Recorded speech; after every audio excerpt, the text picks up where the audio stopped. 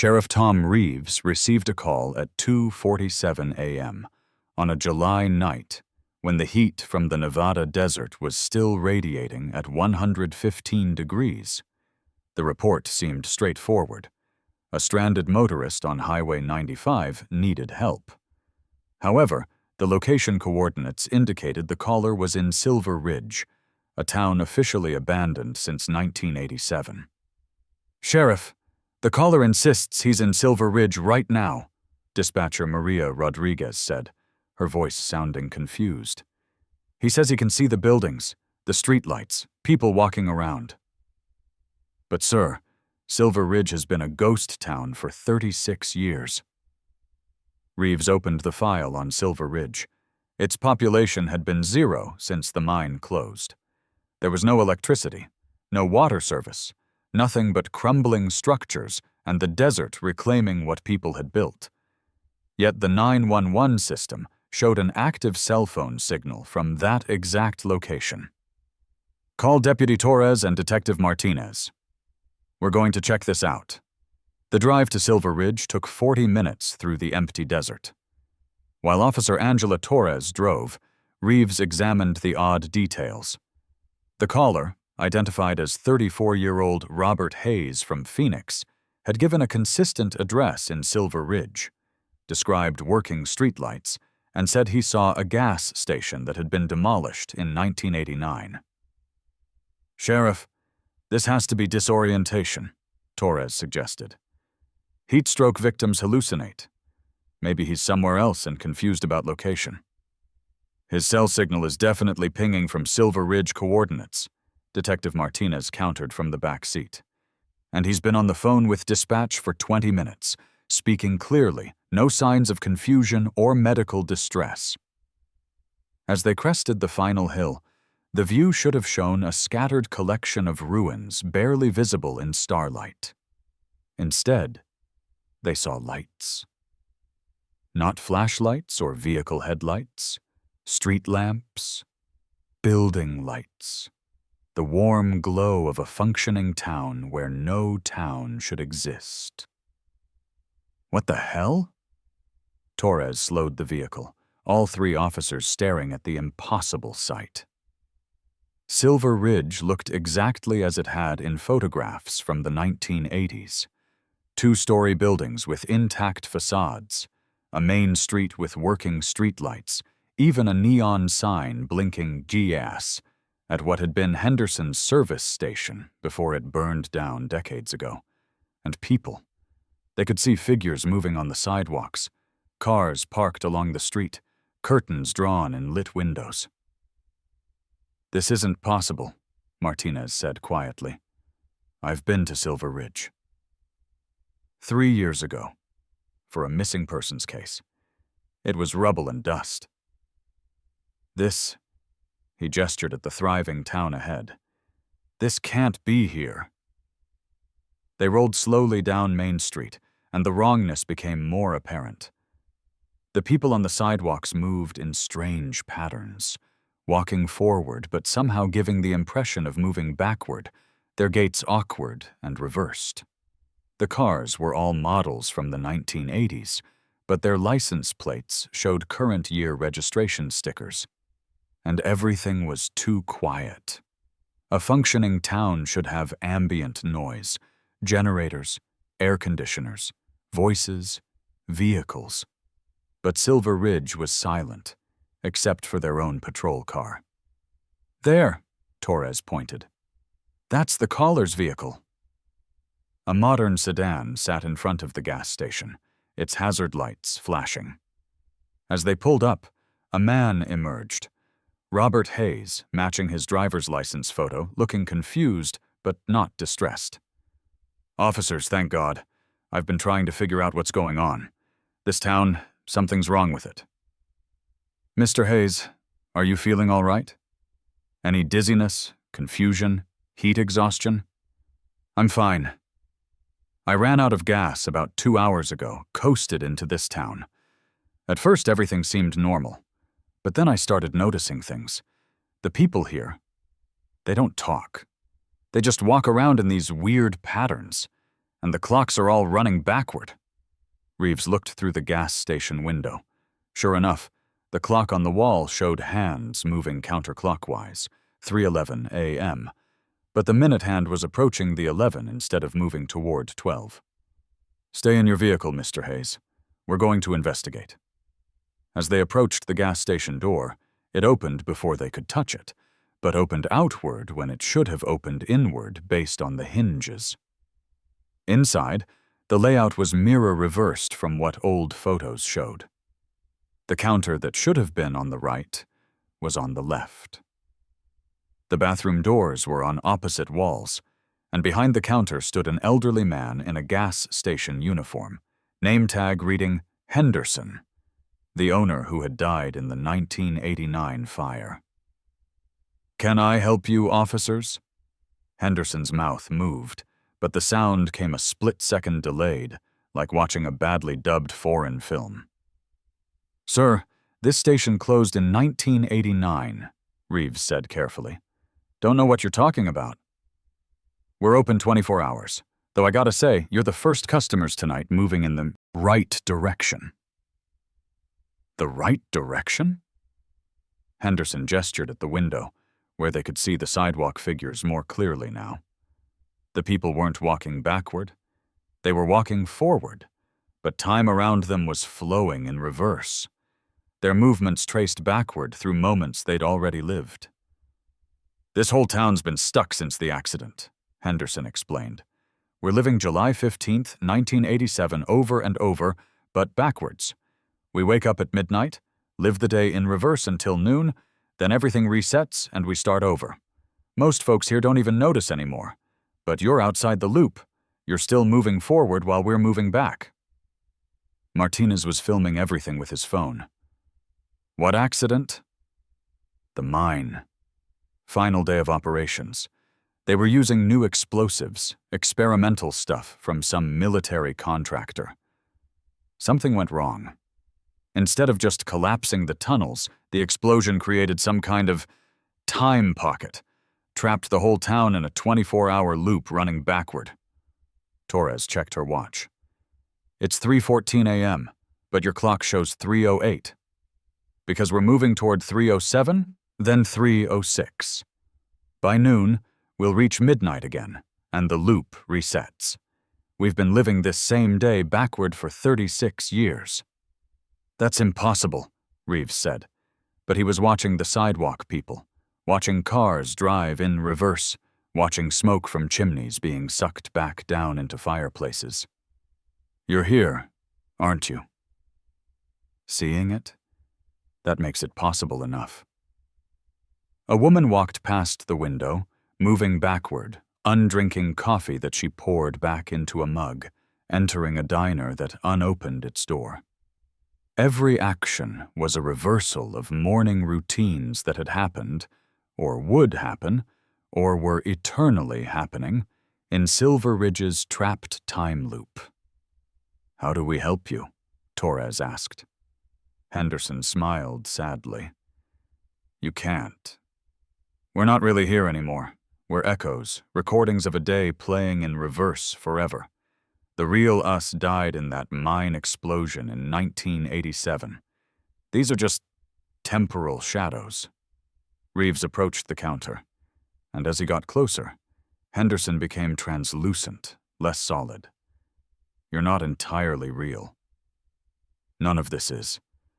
We're a memory trapped in reverse, playing out in this pocket of broken time. Most nights nobody comes. The loop just runs with no witnesses. But sometimes someone stumbles in from the real world, sees us going through our backward day. You're the 17th group since 87. What happens at midnight when you reset? We don't remember. We just suddenly find ourselves at the end of the day, what you'd call midnight, and start living backward toward morning. None of us remember the loop before or after. Only I remember, because I died first in the explosion. My consciousness got stuck differently than the others. A sound like thunder rolled across the town, but reversed, building from quiet to loud instead of loud to quiet. The streetlights flickered, and for a moment Reeves could see through the buildings to the actual ruins beneath, the temporal projection overlaying desert rubble. "You should leave," Henderson said urgently. "Midnight's approaching. Our midnight. Your 3 a.m. When we reset, the boundary between the loop and real time gets thin. If you're still here, you might get pulled in, might start living backward with us." "Mr. Hayes!" Martinez ran for the door. "We need to go now!" They scrambled for their vehicles. Hayes's car suddenly had gas, because in reverse it had just filled up.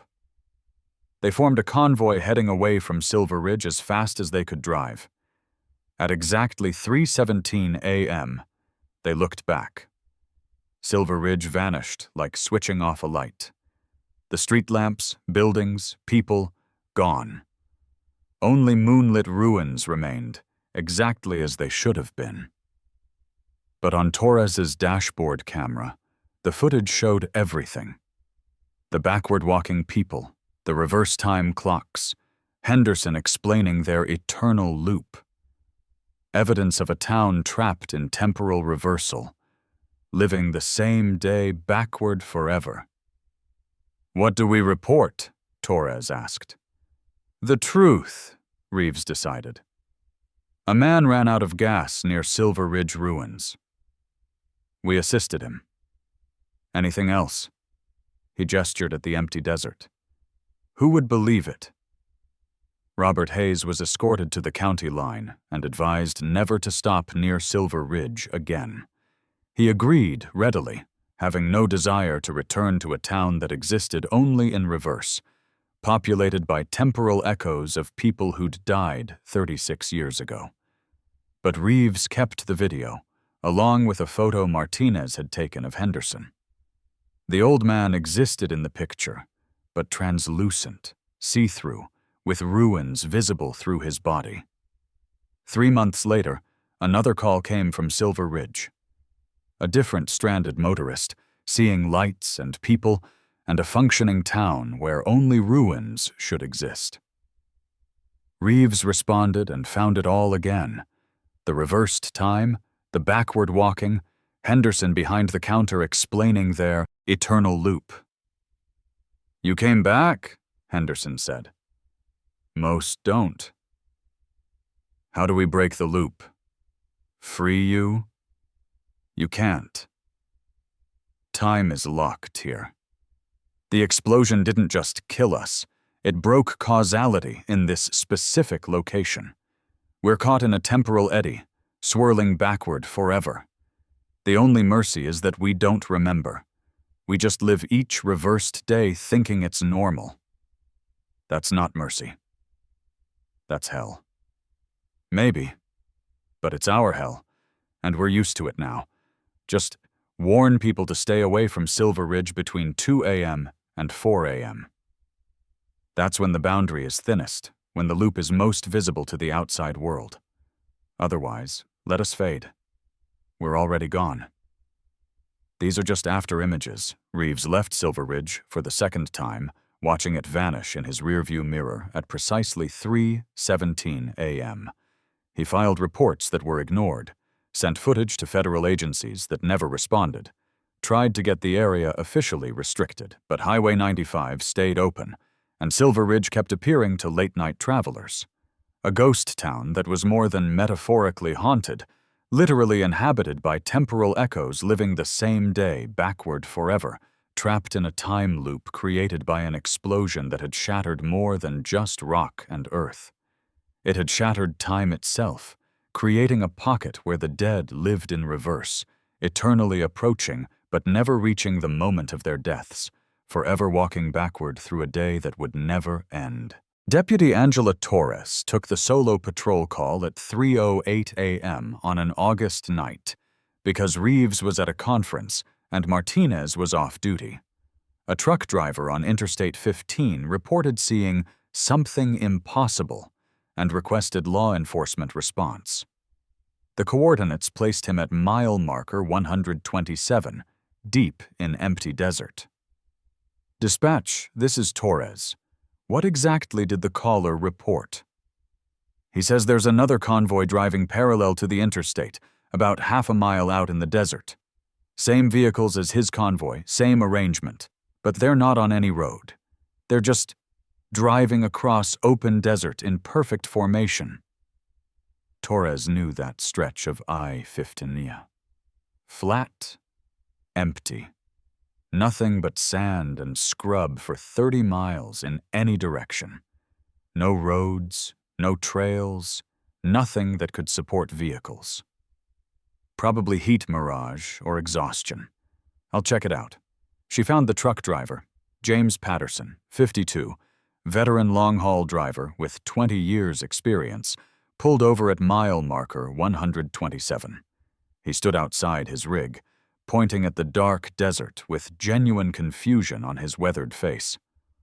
"Officer, I've been driving this route for 2 decades. I know what mirages look like, know what tiredness does to your perception. This ain't that." Torres looked where he pointed and saw nothing but darkness. "I don't see anything, sir." "Wait for it. They appear every 17 minutes, run parallel to the highway for about 2 miles, then vanish. I've watched it happen 3 times now." "What makes you think they're the same vehicles as your convoy?" "Because I know my fleet. 6 trucks total, same company, same route. We usually travel spaced out for safety. But about an hour ago, I noticed we were all visible at once, me in position 2, trucks 1 and 3 ahead, trucks 4, 5, and 6 behind. That's when I saw them." He checked his watch. 30 seconds. Watch the desert at our 2 o'clock.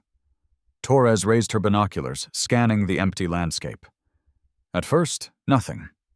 Then, exactly as Patterson predicted, headlights appeared in the desert. 6 trucks, driving in formation across terrain that should have been impassable. No dust clouds, no sounds of engines, just vehicles moving smoothly where no vehicles should exist. "Jesus," Torres whispered. The mirror convoy maintained perfect spacing, traveling at exactly the highway's speed limit despite driving through sand and rock. Through her binoculars, Torres could see details, company logos matching Patterson's fleet, same truck models, even what looked like drivers in the cabs. She radioed dispatch. "I need confirmation on the positions of all vehicles in Patterson's convoy." Now, while dispatch verified, Torres watched the impossible convoy. They weren't just similar trucks, they were identical. Same wear patterns on the trailers, same dent in truck number 4's bumper that Patterson had pointed out on his own vehicle. "Deputy Torres, dispatch confirms all 6 trucks in Patterson's fleet are accounted for on I-15. Truck 1 is at mile marker 135. Truck 2 is your location. Trucks 3 through 6 are at markers 124, 119, 115, and 112. All drivers reporting normal operations. But the mirror convoy continued driving parallel in the desert. Perfect duplicates of trucks that were supposedly miles apart on the actual highway. Patterson, have you tried contacting the other drivers? Asking if they see this too? First thing I did. They all see it. Every single driver reports seeing duplicate trucks driving in the desert beside them. And here's the really weird part. Truck number 4 driver says he can see a duplicate of you. A sheriff's vehicle pulled over at mile marker 127 in the desert, not on the highway. Torres felt her skin crawl. She used her spotlight to illuminate the desert where the mirror convoy was passing. The beam passed through the vehicles without reflection, without interruption, as if they were projections rather than physical objects. "They're not solid." My light goes right through them. "They're not ghosts either," Patterson said. "Watch what happens when they reach mile marker 129. The mirror convoy approached a point roughly corresponding to mile marker 129, and then they began to fade, vehicles becoming translucent, then invisible. Within seconds, they were completely gone, as if they'd never existed. Where do they go? I don't know, but in 17 minutes, they'll appear again at 1:27 and make the same run to 1:29, like clockwork. Torres decided to investigate the desert area where the convoy traveled. She drove her patrol vehicle off-road, following the route the mirror trucks had taken. The terrain was exactly as rough as it appeared. Rocks, sand, scattered vegetation. No tire tracks, no disturbance of the ground surface. But at one point, about halfway through the route, her vehicle's electronics went haywire. GPS showed her in multiple locations simultaneously. The radio picked up conversations that hadn't happened yet. Her own voice, 17 minutes in the future, talking to Patterson about the next appearance of the convoy. And through her windshield, she saw it. A shimmer in the air, like heat distortion but vertical, stretching from ground to sky. A boundary of some kind, marking where normal space ended and something else began. She stopped the vehicle and stepped out. The shimmer was invisible from most angles, only visible when light hit it just right. And beyond it, she could see reflections. Not mirror images exactly, but parallel versions. A highway that wasn't quite what to 15, trucks that weren't quite real, a desert that was somehow the same, but different. Her radio crackled with a voice she recognized as her own. Patterson, I'm seeing something impossible here. There's some kind of boundary, like a membrane between dimensions. But she hadn't spoken those words yet. That was her voice from 17 minutes in the future, bleeding backward through the temporal distortion. Torres retreated quickly to the highway, her mind struggling to process what she'd discovered. The mirror convoy wasn't a hallucination or hoax. It was real, but existing in a parallel space that occasionally became visible, overlapping with normal reality in this specific stretch of desert. Dispatch, I need a specialist team here. Whatever's happening at mile marker 127 to 129, it's beyond normal law enforcement protocols. Over the next 3 hours, as dawn approached, Torres documented 4 more appearances of the mirror convoy. Each time, 6 trucks appeared in perfect formation, drove parallel to the highway, and vanished at the same point. Each time, they looked more solid, more real, as if the barrier between dimensions was thinning. Federal agents arrived at 6:15 a.m., along with scientists carrying equipment Torres didn't recognize.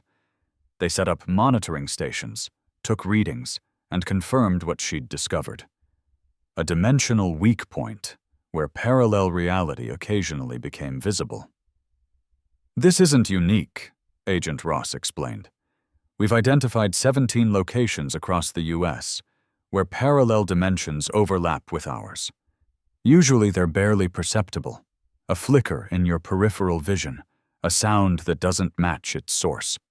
But here, the overlap is strong enough that entire vehicles become visible. Are those real trucks? Real drivers? In their dimension, yes. Absolutely real. They're probably driving on their version of I-15, completely unaware that they sometimes become visible in our reality, just as we occasionally become visible in theirs. Patterson had been listening. You mean somewhere in another dimension, there's another me driving the same route, and sometimes he can see our world? Exactly. And if the dimensional boundary continues to thin, if the overlap becomes more pronounced, Ross left the implication hanging. What happens then? Torres demanded. Eventually, the 2 dimensions might merge, your I-15 and their I-15 occupying the same space, existing simultaneously. Traffic from both dimensions trying to navigate the same highway. The collision rate alone would be catastrophic, before even considering the reality paradoxes. Torres looked at the empty desert, where the mirror convoy had appeared so many times. Can you stop it? Reinforce the dimensional boundary? We're trying. But the truth is, we don't fully understand these overlaps. They seem to be increasing worldwide, more frequent, more visible, longer duration. It's like reality itself is breaking down, and we're seeing through the cracks to what's on the other side. Patterson returned to his convoy, shaken but alive. He'd continue driving I-15, but would always wonder if the trucks he occasionally saw in his mirrors were real vehicles on the highway or dimensional echoes from parallel reality. Torres filed reports that were immediately classified.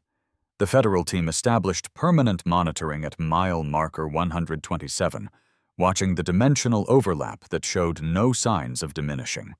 And every 17 minutes, right on schedule, the mirror convoy appeared in the desert. 6 trucks driving in perfect formation across terrain they couldn't physically traverse, visible evidence that reality was thinner than anyone wanted to believe. Sometimes, if you drove I-15 at just the right time, you could see them. Ghostly duplicates of vehicles that existed in a different version of Nevada. A parallel world where the same highways ran through slightly different deserts, where dimensional boundaries were thin enough that occasionally you could see through to the other side. And if reality continued to weaken, if the overlaps became more pronounced, the day might come when those parallel vehicles wouldn't just be visible.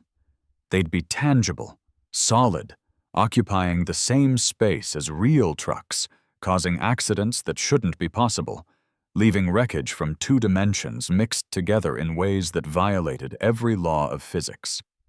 Torres requested transfer from that patrol route. She couldn't handle watching the mirror convoy appear night after night, knowing it represented something fundamentally wrong with reality itself, evidence that the universe was more fragile and permeable than comfortable science admitted. Detective Paul Martinez responded to the strangest missing persons report of his career at 3:23 a.m. on a September night, when the desert temperature had finally dropped below 90 degrees. A woman named Sarah Mitchell had filed a report about her husband, Thomas, claiming he'd walked into the desert 3 nights ago following the signals. "Ma'am, what signals?" Martinez asked, reviewing the report at her house. "The radio signals. He started hearing them about a month ago. Voices coming through static on AM frequencies, calling to him specifically, giving him coordinates. He wrote them all down." She handed Martinez a notebook filled with latitude and longitude coordinates. Martinez plotted them. All the locations were deep in uninhabited desert, 30 to 60 miles from any settlement. "Did your husband have a history of mental illness?" "He was an engineer, detective. Rational, scientific, not prone to delusions. But he became obsessed with these signals. He'd spend hours tuning his radio, writing down coordinates. He said there were stations out there, broadcasting stations that weren't on any official frequency list. And he went looking for them? 3 nights ago, he took his truck, camping gear, and his radio. He said he'd figured out the pattern, knew where the main station was located. I haven't heard from him since. His cell phone goes straight to voicemail, and GPS tracking shows his truck is stationary 70 miles northeast, right where one of those coordinates points. Martinez organized a search operation. At first light, he led a team to Thomas Mitchell's last known position. They found his truck parked in a desert location with absolutely nothing remarkable about it. No buildings, no equipment, no explanation for why he'd drive there. But inside the truck, Thomas's radio was still on, tuned to 1580 AM, a frequency showing nothing but static on Martinez's own radio. Yet Thomas's radio was receiving something. A voice, speaking in clear English, broadcasting from a station that shouldn't exist. "Unit 7 to base. Position confirmed. Awaiting extraction. Unit 7 to base. Position confirmed. awaiting extraction. The message repeated in an endless loop, the voice flat and emotionless. And in the truck's cab, they found Thomas's final journal entry. I found them. The stations. They're real, but not in the way I expected. They're not broadcasting from our dimension. The signals are bleeding through from somewhere else, reaching people who are sensitive enough to hear them. The coordinates aren't physical locations. They're convergence points where the dimensional boundaries are thin enough for transmission. But I understand now. The stations aren't calling for help. They're calling us. Recruiting. Anyone who can hear the signals, anyone who follows the coordinates, we're being selected for something. I'm going to step through. If you find this, tell Sarah I love her, but I have to see what's on the other side. Martinez found footprints leading away from the truck, heading directly into the desert with purpose and determination. They followed the tracks for a quarter mile until they reached a point where they simply ended. Not scuffed out by wind, not confused by hard terrain, just ended, as if Thomas had taken one more step and ceased to exist in this dimension. But at that exact spot, Martinez's portable radio suddenly picked up dozens of signals. Voices speaking on frequencies that were officially unused, all broadcasting from the same coordinates, but somehow occupying the same bandwidth without interference. Unit 12 reporting for duty, ready for assignment. Station 7 requests supply transport to Sector 9. Candidate Mitchell has arrived at processing. Evaluation in progress. All units be advised. Dimensional convergence in this sector is increasing. Exercise caution during boundary crossings. The transmissions continued in a constant stream, like eavesdropping on a military operation from another reality. Martinez recorded everything, but when he tried to respond, to ask for Thomas Mitchell's location, his transmissions received no response. Over the following weeks, Martinez investigated the phenomenon obsessively. He visited every coordinate from Thomas's notebook, found the same pattern at each. A convergence point where dozens of impossible radio signals could be received, all broadcasting from stations that didn't exist in any official database. And he found others. At each location, evidence of people who'd come seeking the stations. Abandoned vehicles, camping gear, journals describing the same experience Thomas had reported.